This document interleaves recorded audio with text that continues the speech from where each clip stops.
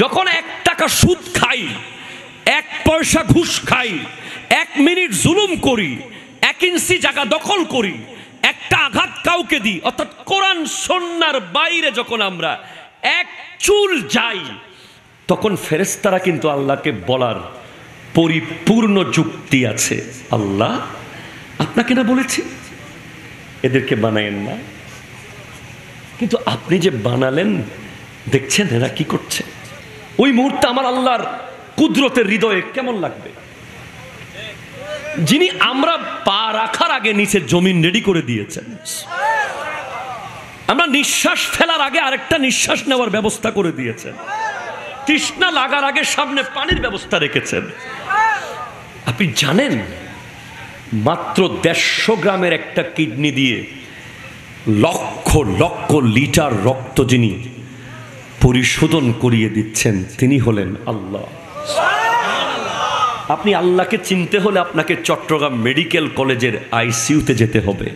আপনি যদি আল্লাহকে চিনতে চান আপনাকে 2টা জায়গায় যেতে হবে, একটা হচ্ছে চট্টগ্রাম মেডিকেল বা যে কোনো মেডিকেলের আইসিইউতে, যেখানে সন্তান টাকা নিয়ে দাঁড়িয়ে আছে, ডক্টর আমার আব্বাকে একটা দিন কি বাঁচানো যায় না, ডক্টর বলছে উই আর সরি, ওনাকে আর বাঁচানোর সুযোগ নাই, আর রুগী বলছে আমাকে একবার সুযোগ করে দে, আমি মসজিদে গিয়ে 2টা রাকাত নামাজ পড়ে তওবা করব। তখন আপনি বুঝবেন আল্লাহর দয়া কি। আপনি আল্লাহর দয়া তখন বুঝবেন যখন আপনি দেখবেন 2টা কিডনি নাই মেডিকেলে, সপ্তাহে 2 বার ডায়ালাইসিস করাতে হয়, সমস্ত রক্ত ফেলে দিতে হয়, তখন আপনি বুঝবেন আল্লাহর দয়া কি। আপনি আল্লাহর দয়া কি তখন বুঝবেন যখন ওপেন হার্ট সার্জারি করার জন্য ঢুকানো হয়, শরীরে হার্ট বের করে চিকন থেকে চিকন রগগুলো থেকে রগ কেটে রানের মাঝখান থেকে রগ নিয়ে এখানে হার্টের ভিতরে জোড়া দিয়ে ডক্টর বাইপাস করে, আর বহু ডক্টর ওলি হয়ে যায় সেখানে যে আল্লাহ কিভাবে এই হার্টটা বানিয়েছেন। 60 বছর ধরে 1 সেকেন্ডের জন্য বিট বন্ধ হয় নাই। কতবার আপনি নদীতে ঝাঁপ দিয়েছেন, কতবার আপনি সাগরে লাফ দিয়েছেন, কতবার আপনার সামনে গাড়ি ধাক্কা মেরেছে, কতবার আপনার সামনে ভূমিকম্প হয়েছে, কতবার আপনার সামনে কত কিছু হয়েছে, হার্ট কিন্তু বন্ধ হয় নাই। 70 বছর একবারও বন্ধ হয় নাই এই হার্ট। ঠিক ঠিক ঠিক ঠিক ঠিক ঠিক ঠিক ঠিক চলছে। একবার বন্ধ হলেই আপনি শেষ। সেই আল্লাহকে আপনি লজ্জিত করবেন। সেজন্য ওলি আল্লাহরা, ঈসা আলাইহিস সালামের এক উম্মত, একটা নজর শুধু একটা বেগানা মেয়ের দিকে চোখ গিয়েছিল, 2 চোখ খুলে ফেলেছে, নিজের হাতে খুলে ফেলে দিয়েছে, শুধুমাত্র সেকেন্ডবার যেন এই চোখ দিয়ে আর কোনো বেগানা দেখতে না হয়। আমার নবীর এক ছোট্ট উম্মত সাহাবা হযরতে সালাবা রাস্তা দিয়ে যাওয়ার সময় এক নজর একটা বেগানা নারীর দিকে চোখ গিয়েছিল।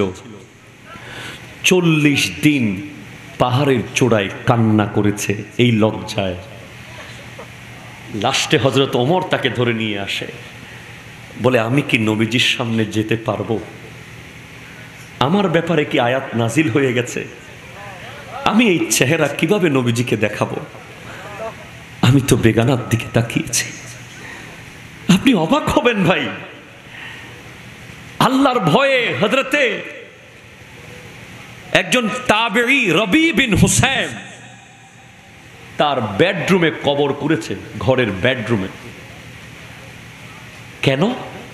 যখনই দুনিয়ার দিকে মন যায়, অন্যায়ের কথা মনে পড়ে, গুনার কথা স্মরণ আসে, একটু খেয়াল আসলেই উনি ওই কবরে ঢুকে যেতেন। ঢুকে কান্না করতে করতে লাস্টে কবর থেকে উঠে বলতেন রবি, নিজেকে নিজে, রবি দিস ইজ লাস্ট অপরচুনিটি, তুমি আর কখনো কবর থেকে উঠতে সুযোগ পাবে না, এটা শেষবার তুমি উঠতে পেরেছ। হযরত ওমর যাকে আমার নবীজি বলেছেন ওমর জান্নাতি, ওমর জান্নাতি, ওমর জান্নাতি। তোমরা জান্নাতি দেখতে চাইলে ওমরকে দেখো। উনি আল্লাহর ভয়ে ওনার সংসদ শুরু করার আগে একজন লোক নিয়োগ দিয়েছেন। ওই লোকের দায়িত্ব ছিল শুধু মিটিং শুরু করার আগে প্রতিদিন সকালে 22 লক্ষ বর্গ মাইলের শাসক ওমর ফারুকে আজম, অর্ধ পৃথিবীর শাসক। উনি একজন লোক রেখেছিলেন কেন? মোবাইল দেওয়ার জন্য না, চা দেওয়ার জন্য না, ডায়েরি লেখার জন্য না, বাতাস করার জন্য নয়। ওই লোক দাঁড়িয়ে শুধু এতটুকু বলতো প্রতিদিন, প্রথম দায়িত্ব তার, উঠে সে বলতো ওমর তুমি মারা যাবে। এই একটা কথা বলার জন্য ফারুকে আজম নিজের ভাতা থেকে ওই লোককে টাকা দিতেন। ওই লোক দাঁড়িয়ে শুধু বলতো ওমর তুমি মারা যাবে। এরপর ফারুকে আজম কান্না করতেন এবং দিনের কাজ শুরু করতেন। একদিন ওই লোককে বলছে তোমার চাকরি শেষ, আজকে থেকে আর আসতে হবে না। বলে কেন? আমি কি আমার ডিউটি ঠিক মতো পালন করি নাই? হ্যাঁ করছো, তবে তোমার ডিউটি পালন করার জন্য আরেকজন এসে গেছে। তোমাকে যে বেতন দিতাম এটা আমি এখন আল্লাহ রাস্তায় দিয়ে দেব। বলে আমার জায়গায় কে আসলো? বলে এই তো আমার সাদা দাড়ি। আমি ওমরকে এখন আমার সাদা একটা দাড়ি হয়ে সাদা হয়েছে, এটা এখন আমাকে প্রতিদিন বলে ওমর তুমি মারা যাবে, ওমর তুমি মারা যাবে। রাষ্ট্রীয় টাকা, রাষ্ট্রীয় জায়গা, রাষ্ট্রীয় সম্পদ। ফারুকে আজমের কাছে মৌলা আলী এসেছেন কথা বলার জন্য। রাত্রে জিজ্ঞেস করছেন আপনি কে? বলে আমি আলী। কেন এসেছেন? তোমার সাথে কথা আছে। কথা কি ব্যক্তিগত কথা না রাষ্ট্রীয় কথা? বলে ব্যক্তিগত কথা। ওমর ফারুকে আজম বাতি নিভিয়ে দিছেন। বলে বাতি কেন নিভালেন? বলে এই বাতিতে যেই তেল, এগুলো রাষ্ট্রীয় তেল। আমি আপনার সাথে পার্সোনাল কথা বলার জন্য রাষ্ট্রের এক ফোঁটা তেল আমি ব্যবহার করতে পারবো না। মৌলা আলী বলছেন খোদা কি কসম, ইসলামের খলিফা ফারুকে আজম আল্লাহ কেমন ন্যায় পরায়ণ বানিয়েছে। আমাদের এক একজনের 80-90টা কাপড় আছে, আপনাদের এক একজনের কাপড়ের সিরিয়াল আসে না। ওমর ফারুকে আজমের সন্তানরা কোনোদিন নতুন কাপড় দিয়ে ঈদ করতে পারেন নাই। একবার কান্না করতে করতে মাটিতে লুটিয়ে যাচ্ছে ঈদের দিন। বিবি বলে আমরা কেউ নতুন কাপড় নেব না, বাচ্চাদেরকে একটু নতুন কাপড়ের ব্যবস্থা করে দেন না। গিয়ে বাইতুল মালের দায়িত্ববানকে বলে আমি ওমরকে 1 মাসের বেতন কি অগ্রিম দেওয়া যাবে? খলিফাতুল মুসলিমিন আমিরুল মুমিনিনকে বলে আপনি 1 মাসের বেতন অগ্রিম নিতে পারেন, আগে আপনি 1 মাস বেঁচে থাকার গ্যারান্টি আমাকে লিখে দিয়ে যান। যেমন আমির তেমন তার কর্মকর্তা। ফারুকে আজম বলে তুমি আমাকে বাঁচিয়ে দিয়েছ, আমার ছেলে পুরাতন কাপড় পরুক, তাওতে কোনো অসুবিধা নাই, কিন্তু আমি তো 1 মাস বাঁচবো তার কোনো গ্যারান্টি নাই। হ্যাঁ, এগুলোই রাষ্ট্র পরিচালনা, এগুলোই দেশ পরিচালনা। কেন 50,000 কোটি টাকার মালিক আপনি হবেন? কেন? আপনি কথা বলবেন না, ঠিক কিনা কথা বলেন না। কি কারণে ভাই, কি কারণে?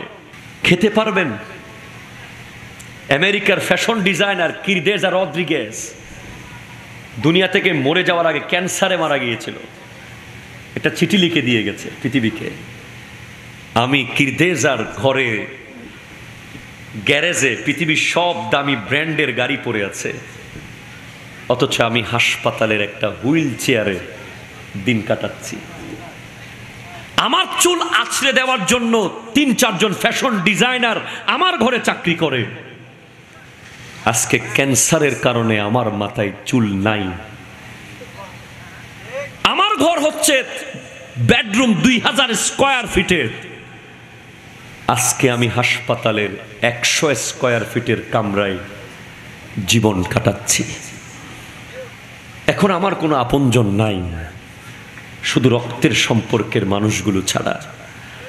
সেজন্য বলেছে, ভাই তোরা মনে রাখিস পৃথিবীর মানুষ, মানুষ আপন টাকা পর, যত পারিস মানুষ ধর। মানুষ আপন টাকা পর, যত পারিস মানুষ ধর। এরপর আল্লাহ বলছেন, ওয়াল তানজুর নাফসুম মা কদ্দামাত লিগাদিন, একটু খেয়াল রাখিও কালকের জন্য কি পাঠালে। কালকের জন্য কি পাঠিয়েছো? আজকে 11ই নভেম্বর, আর মাত্র আধা ঘন্টা পরে অ্যাকর্ডিং টু ইংলিশ ক্যালেন্ডার, ইংরেজি সিস্টেম অনুযায়ী আর আধা ঘন্টা পর 11ই নভেম্বর শেষ। পৃথিবীর কোনো শক্তি আর 11ই নভেম্বরকে ফেরত আনতে, যদি আল্লাহ না চায়, একমাত্র আল্লাহ ছাড়া কিয়ামতের আগে আর 11 নভেম্বর ফেরত আসবে না। এখন আপনি জাস্ট নিজেকে প্রশ্ন করেন, 11ই নভেম্বর আপনার ব্যবসাটা কেমন হলো? ওই চার দোকানের ব্যবসা না, আখিরাতের ব্যবসা। অনেক ব্যবসায়ী এখানে আছে যারা 11ই নভেম্বর ব্যবসা করে সফল হয়ে গেছে। ফজরের নামাজ পারফেক্ট, জোহর, আসর, মাগরিব, এশা, জিকির, দুরুদ, তিলাওয়াত, সাদকা, সে এখন ঈদ করছে, আরে আমার 11ই নভেম্বর খুব ভালো গেছে। আর অনেকেই আছে সারা দিনে একবার আল্লাহ শব্দ বলার টাইম পাই নাই, দুনিয়া খেয়ে ফেলেছে। সারাদিনে একবার দরুদ শরীফ পড়ার সুযোগ পাই নাই, দুনিয়া দুনিয়া করেছে। হ্যাঁ, আল্লাহ বলছেন একটু সতর্কতার সাথে খেয়াল করো কালকের জন্য কি পাঠিয়েছ। আমার দয়াল নবী হযরতে আবু যর গিফারিকে বলেন, ইয়া আবা যর জাদ্দিদিস সাফিনা ফাইন্নাল বাহরা আমিকুন ওয়া খুযিজ যাদা কামিলান ফাইন্নাস সাফারা বাঈদুন ওয়া খাফফিফিল হামলা ফাইন্নাল আকাবাতা কুদুন। জোরে বলেন সুবহানাল্লাহ। হযরতে আবু যর গিফারিকে আমার নবী বলেন, হে আবু যর জাদ্দিদিস সাফিনা, ইমানের জাহাজকে সংস্কার করো। ইমানের জাহাজকে কি করো? সংস্কার। কারণ এমন যুগ এসে যাবে আপনি চার দোকানে ইমান হারাই ফেলবেন, আপনি বুঝতেই পারবেন না কোন কথায় যে ইমান চলে গেছে, আপনি বুঝতেই পারবেন না। এমন যুগ এসে যাবে, অলরেডি চলছে সেই যুগ। নবীজি বলছেন ইমানের জাহাজ সংস্কার করিও। সবাই মিলে পড়ি, লা ইলাহা ইল্লাল্লাহ। ঠিক আছে কিনা? প্রতিদিন একবার তাজদীদ করবেন ইমানকে, সকালে একবার, বিকালে একবার, লা ইলাহা ইল্লাল্লাহ মুহাম্মাদুর রাসূলুল্লাহ সাল্লাল্লাহু আলাইহি ওয়া সাল্লাম। বলেন সুবহানাল্লাহ। এরপর 2, ওয়া খুযিজ যাদা কামিলান, আখিরাতের সামান ভালো করে নিয়ে নিও। আপনি ঢাকা যাওয়ার সময় 3 ঘন্টার ভিতরে ফুল প্রিপেয়ার, লুঙ্গি, গামছা, ব্রাশ, টুথপেস্ট সব নিয়ে রেডি। দুবাই যাবেন 1 সপ্তাহের ভিতরে সব রেডি, একটা কাগজ মিস করেন নাই, এক জোড়া জুতা পর্যন্ত মিস করে যান নাই, সব নিয়ে গেছেন। আল্লাহ বলবেন, তুই আমার সামনে আসার আগে 90টা বছর টাইম পাইছস, 80টা বছর টাইম দিছিলাম, 70টা বছর তোকে সুযোগ দিছিলাম, কিরে তোর সব খালি কেন? কথা কন ঠিক কিনা বলেন না? তোর ব্রাশ, টুথপেস্ট, গামছা, লুঙ্গি সব ঠিক ছিল ব্যাগে, আমার কাছে আসার আগে নামাজ, রোজা, হজ, যাকাত, জিকির, আসকার, আমানত, আদালত কই? ঠিক কিনা বলো বলো বলো।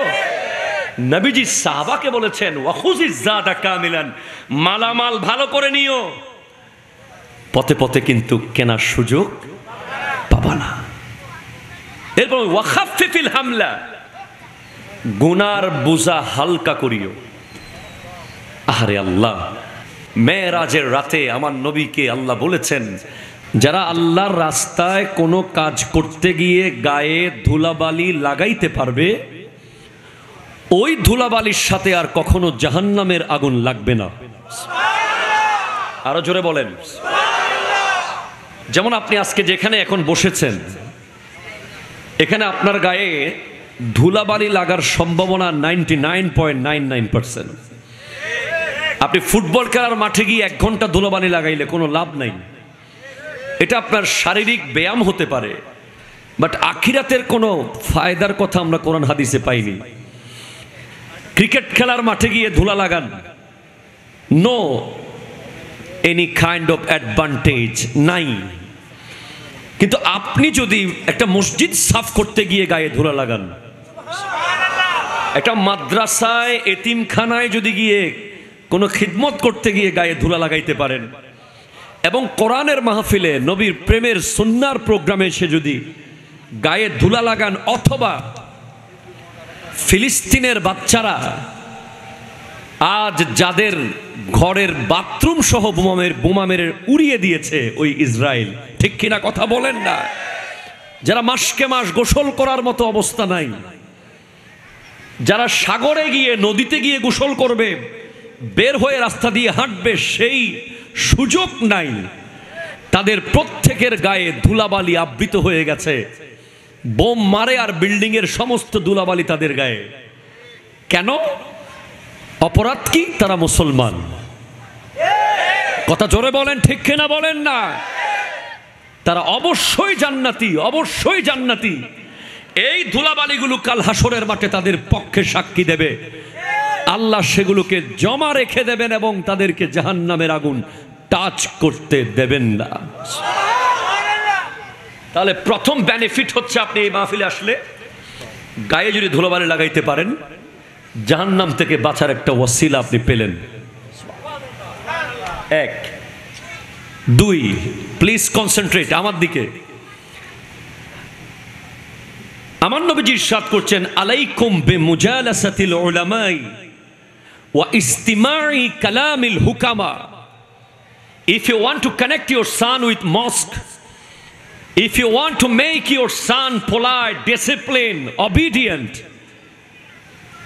and you have to connect him with Islamic scholar, যদি আপনি আপনার সন্তানকে এই ফিতনার যুগে মসজিদ মুখী করতে চান, মা বাবার খিদমতগার বানাতে চান, শৃঙ্খলিত করতে চান, ভদ্র বানাতে চান, আপনার জন্য নবীজি বলেছেন, তুমি তোমার সন্তানকে আলেমের মজলিসে নিয়ে বসিয়ে দাও।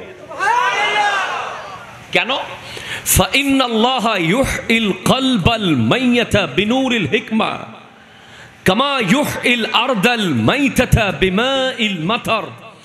যেভাবে বৃষ্টির পানি মরা জমিনকে সুজলা সুফলা করে দেয়, মরা জমিনকে, সেভাবে একজন হক্কানি ইনফরমেটিভ এডুকেটেড আলেম মরা কলবকে জিন্দা করে দিতে পারে।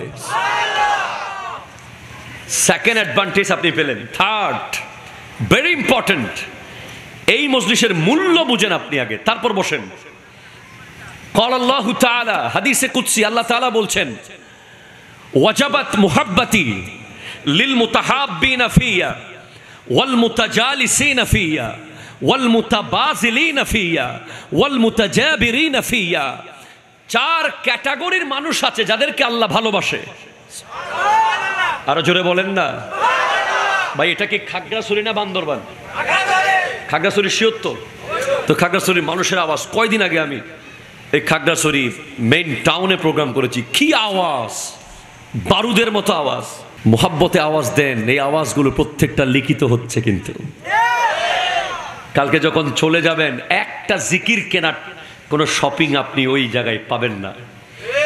আমি আপনাকে বুঝাই, এখান থেকে ঢাকা আমি যে প্রতি শুক্রবারে যাই, আপনারা একটু আগে বললেন জুমার নামাজের কথা, প্রতি শুক্রবারে ঢাকা যাই জুমা পড়াইতে, আল্লাহ দয়া। 250, 500 পুরো রোডে কি আছে? খাবারের দোকান আছে, পানির দোকান আছে। টাকা থাকলে বিরিয়ানি খাই, কম থাকলে কলা বন খাই, আর না থাকলে পানি খাই। দোকান তো আছে, দোকান আছে না নাই? 24 ঘন্টার রেস্টুরেন্ট আছে না নাই? কিন্তু কালকে যখন আপনার এলাকার মানুষ আপনাকে কাঁধে নেবে, দুলা সাজিয়ে, চারপাশে আওয়াজ উঠবে আল্লাহু রাব্বি, ঠিক কিনা কথা বলেন না? মুহাম্মদ নবী সাল্লাল্লাহু আলাইহি ওয়াসাল্লাম, আওয়াজ হবে মিনহা খালাকনাকুম ওয়া ফিহা নুঈদুকুম ওয়া মিনহা নুখরিজুকুম তারাতান উখরার আওয়াজ উঠবে। সেই রোড 250 কিলোমিটার নয়, 2500 কিলোমিটার নয়, 2.5 কোটি কিলোমিটার নয়, 2.5 কোটি বছরের রাস্তা। There is no any kind of shopping mall. সেখানে আপনার সন্তান যদি আপনাকে 2 বস্তা টাকা ঢুকিয়ে দেয়, একটা জিকির কেনার দোকান সেখানে পাবেন না, ঠিক কিনা? একটা দুরূদ শরীফ কেনার কোনো সুযোগ পাবেন না। জি হ্যাঁ হ্যাঁ হ্যাঁ, সত্য বলছি, আমি সত্য কথা বলছি। আজ এই বাজার থেকে কিনতে হবে আপনাকে। এখানে বিক্রি শুরু হয়ে গেছে। আপনি 20 কেজি মাছ কিনবেন, রাতের 3টা বাজে গেলে হবে ভাই? আপনি মাছ কিনবেন কয় কেজি? 20 কেজি। দোকানে বাজারে গেছেন কয়টা বাজে? মাছ পাবেন? কিছু মাছের আমিষ পেতে পারেন। আপনাকে জাস্ট টাইম আসরের পরে চলে যেতে হবে। তারপর আপনি দেখে শুনে নড়াচড়া করা মাছ 20 কেজি কিনে নেবেন। আপনাদের বড় বদভ্যাস, প্রধান বক্তা আসলে আমু, ইট ইজ নট ফেয়ার। আমি প্রধান বক্তা, বাট আমি আমার কথা বলছি। যখন থেকে মাইক শুরু হয়েছে তখন থেকে আপনারা সৎ দরকার ছিল, কারণ যিনি মাইকের সামনে এসেছেন উনি আল্লাহর জিকির করেছেন, উনি নবীজির দুরূদ পড়েছেন। চালাক কাস্টমাররা আগে এসে গেছে, এসে এসে লাগেজ ভরাই ফেলেছে। আপনি এখনো বাস ধরে ধরে দাঁড়িয়ে আছেন, বলতেছেন জামু কি জামু না, জামু কি জামু না, বমু কি বমু না।